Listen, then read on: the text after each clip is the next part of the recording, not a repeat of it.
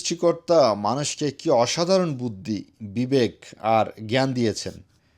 বিমানে ভ্রমণ করতে গেলে এমন কিছু মুহূর্ত আসে যা সত্যিই আমাদের চমকে দেয়।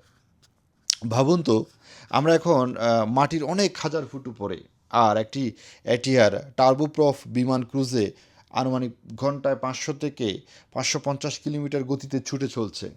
এত দ্রুত গতির এই উড়োজাহাজের ভেতরে একবার আপনার সামনে থাকা পানির বোতলটার দিকে তাকিয়ে দেখুন। বিমানটি আকাশে ছুটে চলছে, কিন্তু টেবিলের উপর রাখা বোতলটি প্রায় স্থির। পানির ভেতরে হয়তো খুব হালকা কিছু নড়াচড়া দেখা যাচ্ছে, কিন্তু আশ্চর্যজনকভাবে বড় ঝাঁকুনি নেই। আসলে এখানেই এভিয়েশনের সৌন্দর্য। শুধু বিমানের গতি নয়, এর স্থিতিশীলতা, ডিজাইন, ইঞ্জিনিয়ারিং আর পাইলটিং সব কিছু মিলেই এক অসাধারণ অভিজ্ঞতা তৈরি করে। আমরা যখন জানালার বাইরে মেঘ দেখি, তখন হয়তো শুধু একটি সুন্দর দৃশ্যই দেখি, কিন্তু এর পিছনে কাজ করছে মানুষের বহু বছরের জ্ঞান, বিজ্ঞান, প্রযুক্তি আর অসংখ্য মানুষের নিপুণ পরিশ্রম। একটি বিমান আকাশে এত দ্রুত এগিয়ে যাচ্ছে, অথচ কেবিনের ভিতরে আপনি স্বাভাবিকভাবে বসে আছেন, খাবার খাচ্ছেন, পানি পান করছেন।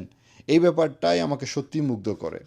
এভিয়েশন আমার কাছে শুধু এক স্থান থেকে আরেক স্থানে যাওয়ার মাধ্যম নয়, এটি মানুষের জ্ঞান, প্রযুক্তি আর সৃষ্টিশীলতার এক অসাধারণ উদাহরণ।